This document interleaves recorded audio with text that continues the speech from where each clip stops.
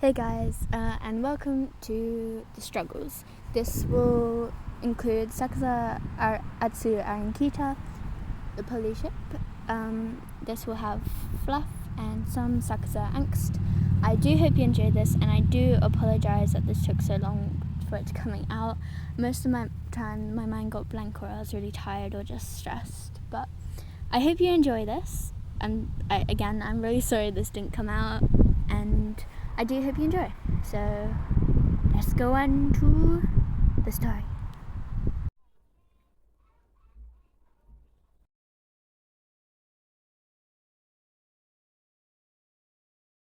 Okay, guys, just quickly before I start, I do apologize that I might not be pronouncing the names right. I don't pronounce names very greatly, so I do apologize if I pronounce them very wrong.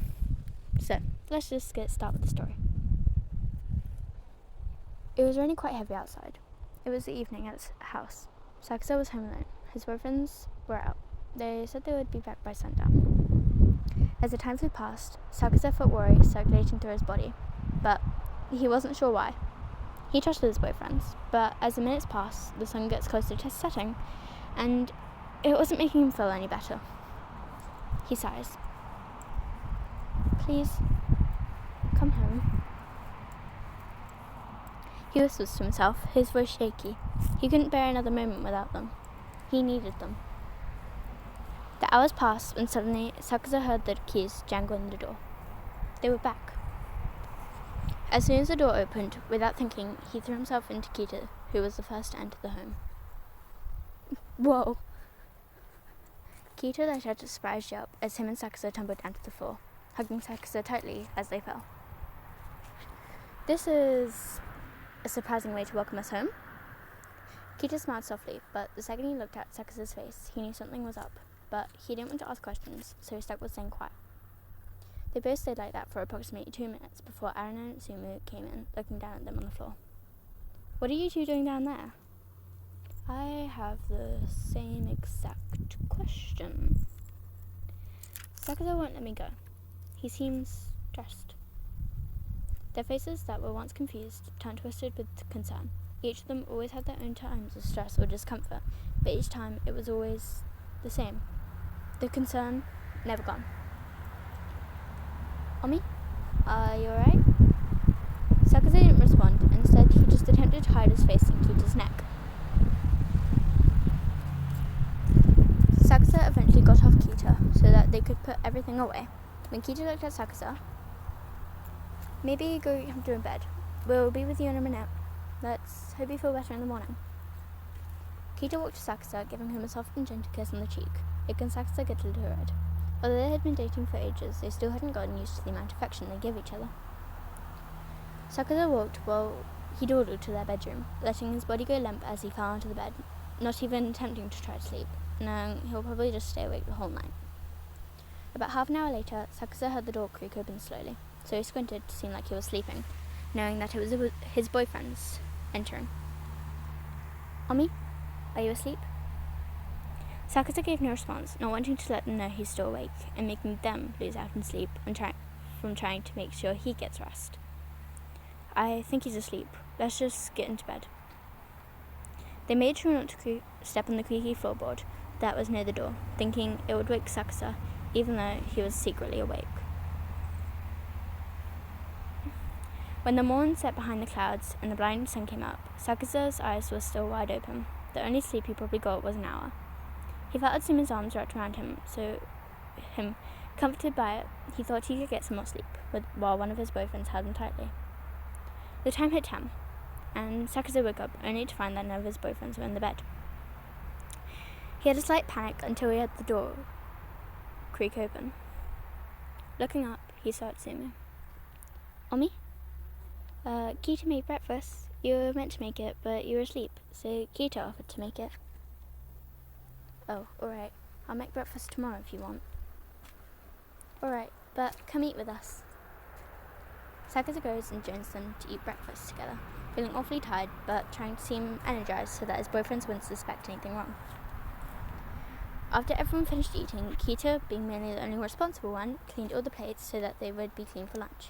Aaron and Natsumi went to sit down on the couch, but Sakaza stayed at the dining table, not having much energy to move.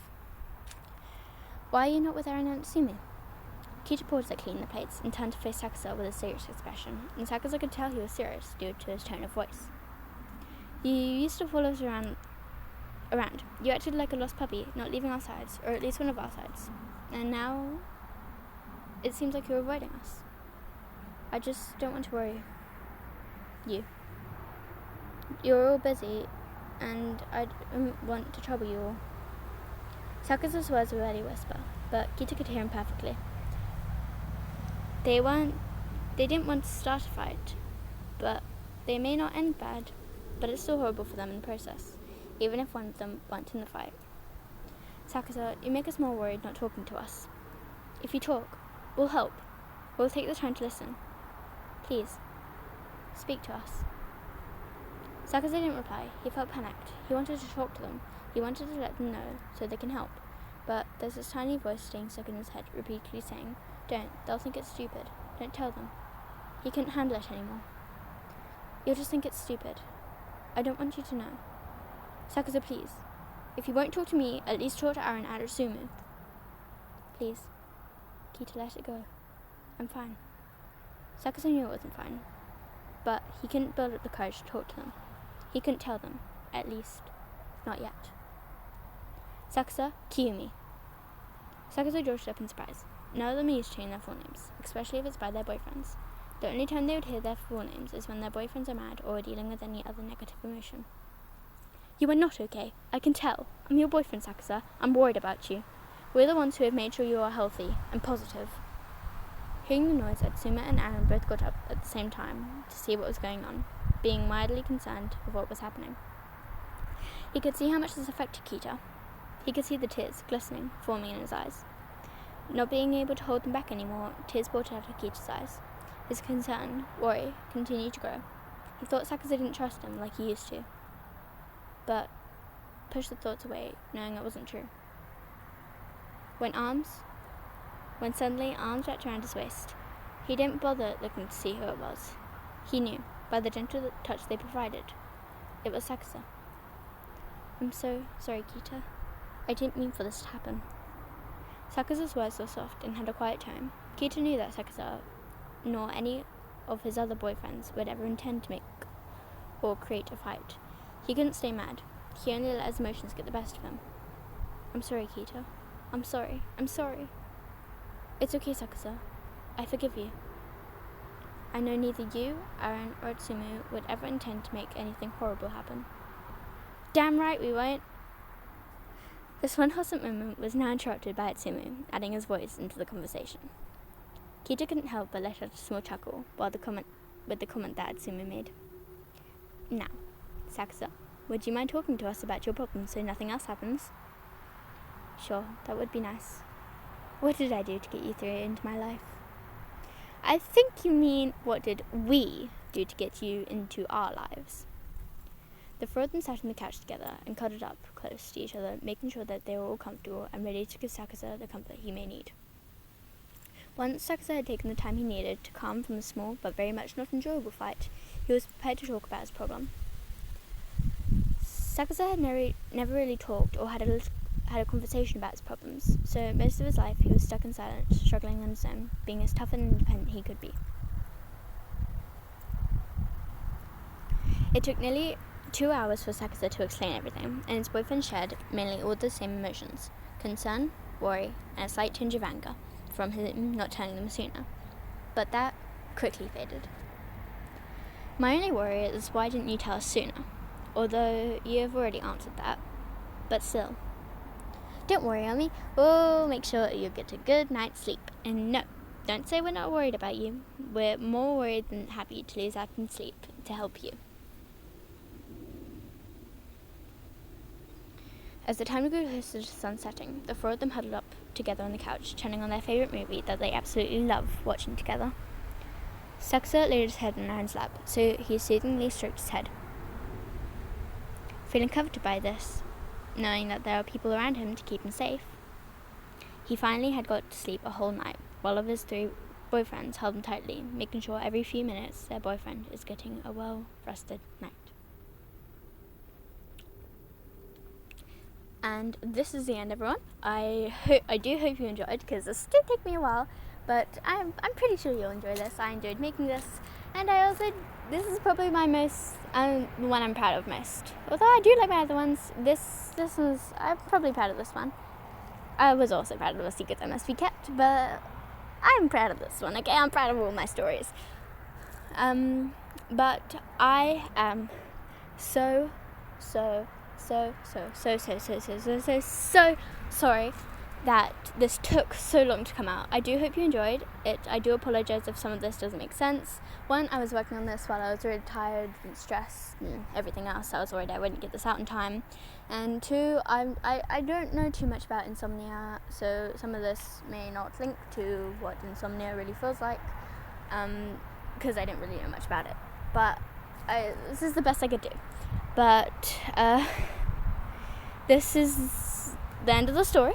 This is a one-shot. If you haven't already seen, don't ask for more, because I don't have any more ideas or more. Okay, I'm working on other stories.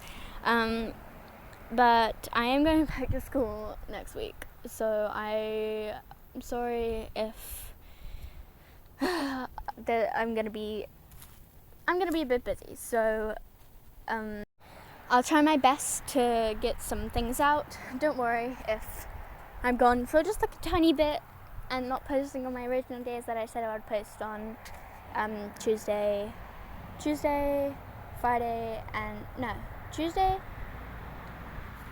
I can't even remember what days I was saying I was posting on, because I always have to go back and check for what days I said I would be posting with. But yeah. Also, if you would like, go check out Hannah, aka Nadine Kuma's channel, and Rye's channel as well, aka Rye Bread. They're both the reason this channel exists. They're amazing, and they've helped a lot. Maybe you can find some help in them, like, you know what I mean, I don't know, but they're all amazing.